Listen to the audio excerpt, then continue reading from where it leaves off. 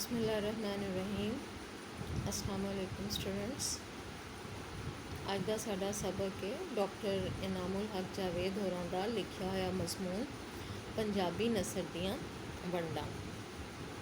Doctor Inamul हक जावेद साहब एक पढ़े लिखे पंजाबी ज़ुबान के मुहक्किक ने, नकाद ने और शायरी भी करते हैं। इन्हां दा जिहड़ा है मजमून साडी किताब विच शामिल किया गया है, पंजाबी नसर दियां वंडां। बहुत ही शानदार मजमून है जिहदे विच उन्हां दा गहरा इल्म और तहकीक जिहड़ी है वो झलकदी है और उन्होंने पंजाबी नसर नूं जिहड़े मुख्तलिफ हवालियां नाल परखिया है, उन्हां दी परख एक मियारी परख असी आख सकते हैं। अज के सबक विच असी डॉक्टर इनामुल हक जावेद होरां दी हयाती बारे गल करांगे। डॉक्टर इनामुल हक जावेद होरी 6 जून 1949 ਨੂੰ फैसलाबाद ਵਿੱਚ पैदा हुए। उन्होंने वालिद का नाम चौधरी गुलाम हुसैन सी। उन्होंने अपनी जिहड़ी मुढ़ली तालीम है फैसलाबाद तो हासिल की। MA उर्दू तो MA पंजाबी के इम्तिहान उन्होंने पंजाब यूनिवर्सिटी तो पास किए। उस तो बाद उन्होंने 1985 ਵਿੱਚ पंजाब यूनिवर्सिटी तो PhD डिग्री हासिल की और उन्होंने PhD के तहकीकी मुकाले का मौजू सी पंजाबी अदब का इरतका और ये इरतका जोड़ा है वो पाकिस्तानी दौर का है। ये उन्होंने एक तालीमी तारुफ सी। ते डॉक्टर साहब होरां ने अपनी अमली जिंदगी का आगाज़ सरकारी मुलाजमत नाल कीता। कुछ चिर वो मिलिट्री अकाउंट्स विच रहे। इस तो बाद अकैदमी अदबियात विच रिसर्च ऑफिसर मुकर्रर हुए और उस तो बाद मुक्तदरा कौमी ज़ुबान दे नाल भी मुंसलिक रहे।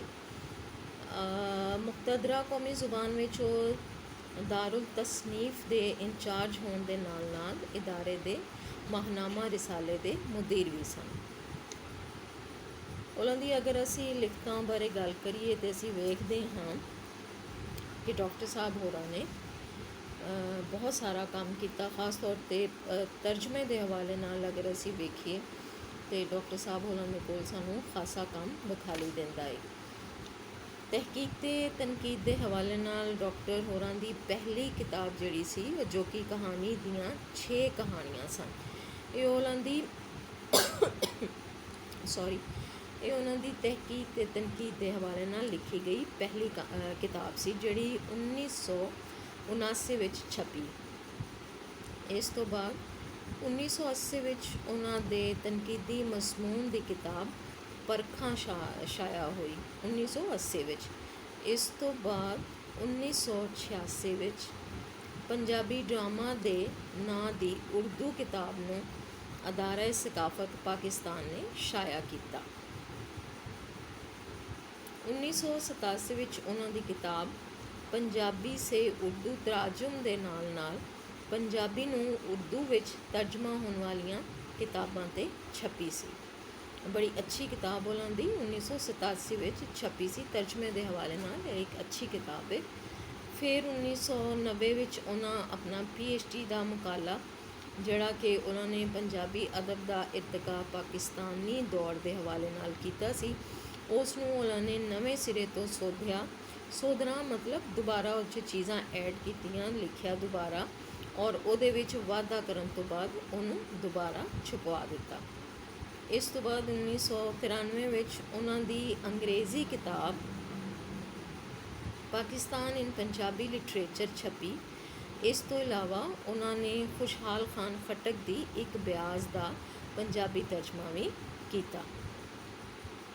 इनामुल हक जावेद तर्जमे के नाल नाल या तनकीद और तहकीक के नाल नाल वो शायरी भी करते सन। शायरी के हवाले नाल भी साढ़े कोल उन्हां उर्दू ते पंजाबी दोवां ज़बानां विच उन्हां दी शायरी जिहड़ी है वो साढ़े कोल मौजूद है और उन्हां दी शायरी के 2 मजमूए जिहड़े ने 7वीं सिमत और खुश कलाम मियाँ 2 किताबां जिहड़ियां ने वो छप चुकियां ने उर्दू शायरी के हवाले नाल। ये उन्हां दियां लिखतां दा एक तारुफ सी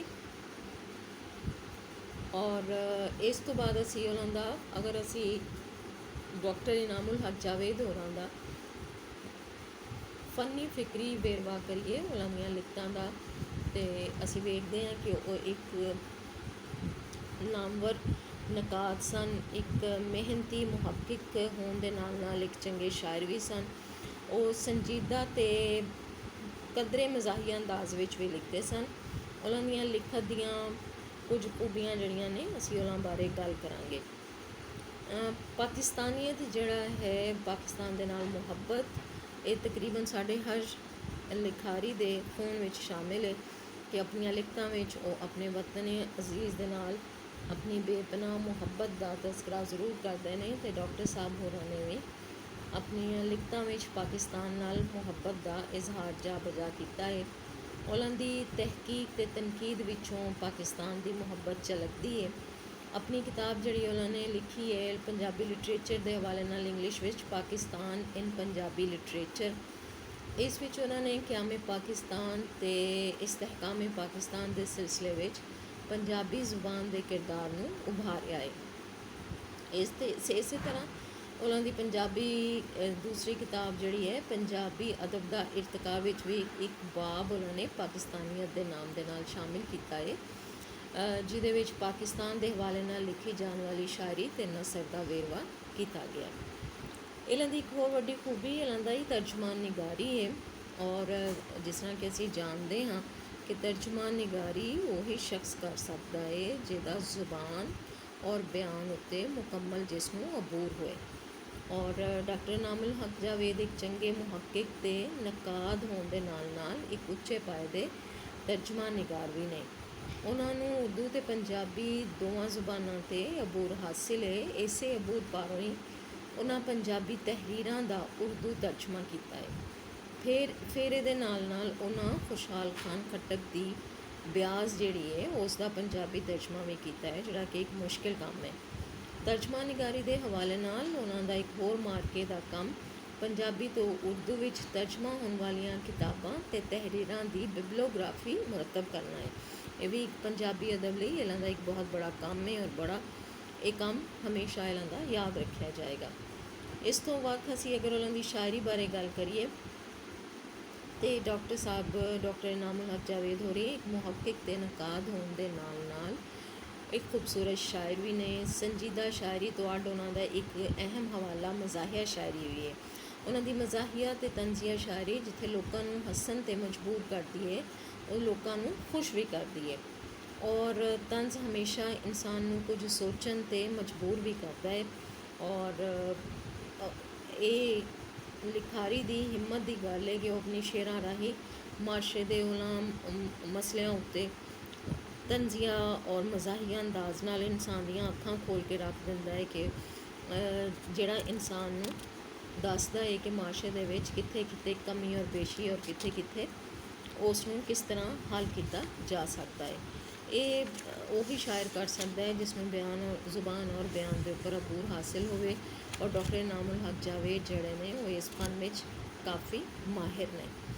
ਅਸੀਂ ਇਹ ਡਾਕਟਰ ਇਨਾਮੁਲ ਹਕ ਜਾਵੇਦ ਹੋਰਾਂ ਦੀ ਹਯਾਤੀ ਔਰ ਉਹਨਾਂ ਦੀਆਂ ਲਿਖਤਾਂ ਔਰ ਉਹਨਾਂ ਦੇ ਫਨ ਬਾਰੇ ਇੱਕ ਗੱਲ ਕੀਤੀ, ਜਿਸ ਦੇ ਵਿੱਚ ਅਸੀਂ ਦੱਸਿਆ ਕਿ ਡਾਕਟਰ ਸਾਹਿਬ ਫੈਸਲਾਬਾਦ ਵਿੱਚ ਪੈਦਾ ਹੋਏ। ਉਹਨਾਂ ਨੇ ਆਪਣੀ ਤਾਲੀਮ ਮੁਕੰਮਲ ਕੀਤੀ, PhD ਦੀ ਡਿਗਰੀ ਹਾਸਿਲ ਕੀਤੀ। ਫਿਰ ਉਸ ਤੋਂ ਬਾਅਦ ਉਹਨਾਂ ਨੇ ਮੁਲਾਜ਼ਮਤ ਦਾ ਆਗਾਜ਼, ਅਮਲੀ ਜ਼ਿੰਦਗੀ ਦਾ ਆਗਾਜ਼ ਕੀਤਾ, ਔਰ ਮੁਲਾਜ਼ਮਤ ਦੇ ਨਾਲ ਨਾਲ ਪੰਜਾਬੀ ਜ਼ੁਬਾਨ ਦੀ ਤਰਵੀਜ ਔਰ ਤਰੱਕੀ ਵਾਸਤੇ ਉਹਨਾਂ ਨੇ ਮੁਖਤਲਿਫ ਕੰਮ ਕੀਤੇ, ਜਿਹੜਾ ਕਿ ਉਹ ਇੱਕ ਮਿਹਨਤੀ ਇਨਸਾਨ ਕਰ ਸਕਦਾ ਹੈ। ਉਹਨਾਂ ਦੇ ਲਿਖਤਾਂ 'ਤੇ ਅਗਰ ਅਸੀਂ ਨਜ਼ਰ ਪਾਈਏ ਤਾਂ ਉਹਨਾਂ ਨੇ 1979 ਤੋਂ ਲੈ ਕੇ 1993 ਤੱਕ ਔਰ ਉਸ ਤੋਂ ਬਾਅਦ ਤੱਕ ਉਹਨਾਂ ਦੀਆਂ ਲਿਖਤਾਂ ਦਾ ਤਜ਼ਕਰਾ ਅਸੀਂ ਜਿਹੜਾ ਹੈ ਉਹ ਕੀਤਾ ਹੈ।